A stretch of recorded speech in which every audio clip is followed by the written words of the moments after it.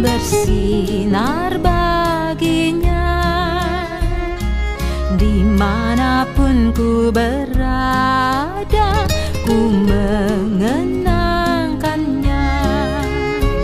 Bersinar, bersinar, itulah kehendak Yesus.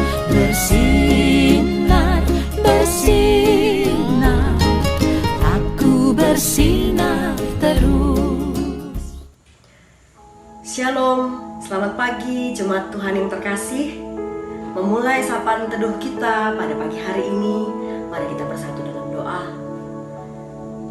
Bapa dalam surga, di pagi hari yang baru ini kami datang ke hadirat Tuhan untuk mengucap syukur, dan kami juga siap untuk menerima renungan di pagi hari ini.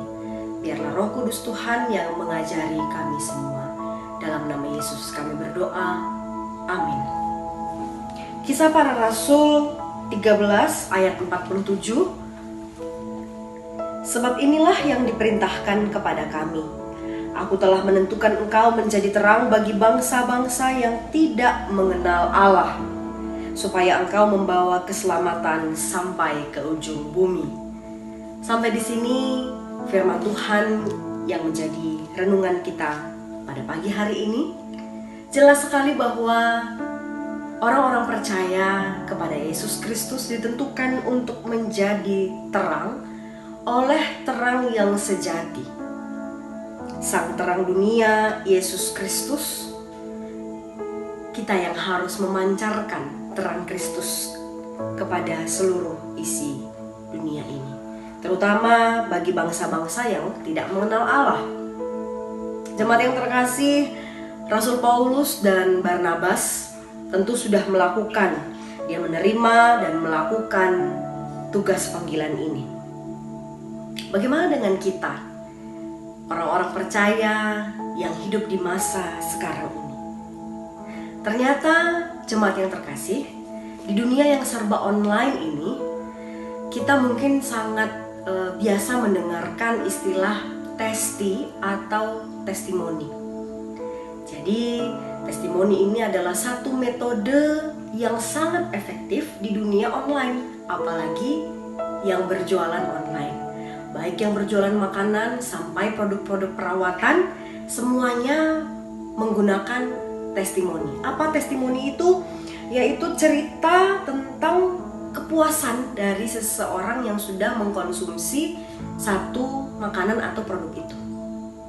Jadi kalau kita memakan sesuatu yang enak, maka kita bercerita di sosial media kita kepada teman-teman bahwa makanan ini enak, rasanya seperti ini, keunggulannya dibandingkan yang lain seperti ini. Demikian juga seperti produk kosmetik atau perawatan. Ada testimoni yang membuat orang lain tertarik untuk menggunakannya. Metode testimoni ini dengan menceritakan pengalaman pribadi seseorang itu membuat semakin banyak orang yang tertarik. Dengan metode yang sama, kita bisa mengatakan bahwa bercerita kepada orang lain itu juga akan menjadi satu kesaksian kita. Jadi saat kita mengalami satu pengalaman dengan Tuhan, lalu kita bercerita kepada orang lain atau bercerita di sosial media kita, yang selalu kita bilang bersaksi. Atau kalau ibadah di GBKP kita selalu bilang nurikeun panggejapen. Ya, itu adalah bagian dari memberikan testimoni sama. Dan ternyata di dunia yang serba online ini, cara seperti itu sangat efektif.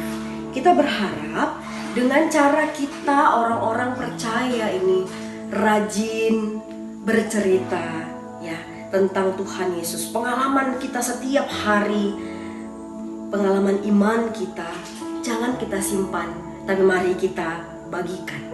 Saat Tuhan menolong saudara melewati pergumulan berat, saat Tuhan menyembuhkan saudara dari sakit penyakit, saat Tuhan membuka jalan untuk kelulusan ujian atau studi, jangan disimpan. Bagikan pengalaman itu, bahwa bahwa bukan karena hebatku, tapi karena Tuhanku. Dengan begitu kita bersaksi. Dengan begitu setiap kita bercerita, nama Tuhan dimuliakan.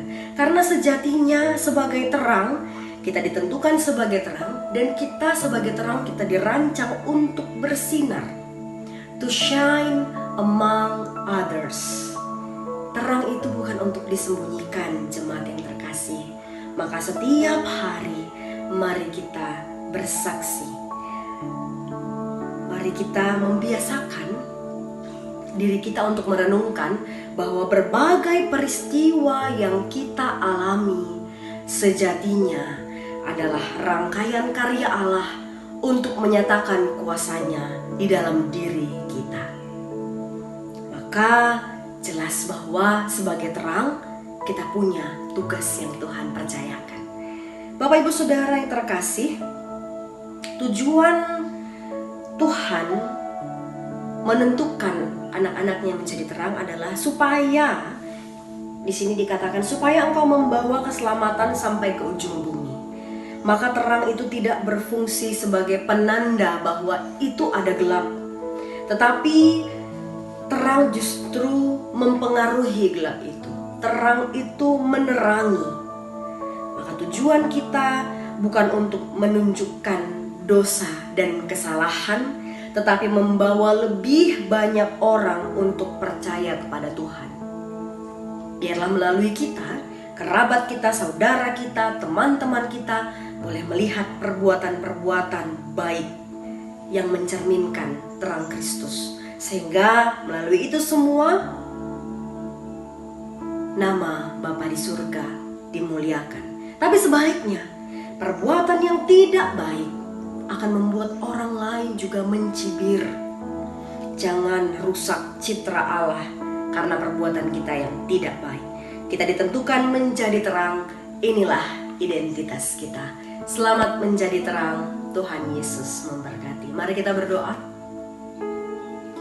Terima kasih Bapa di surga, kami boleh menerima firman Tuhan di pagi hari ini.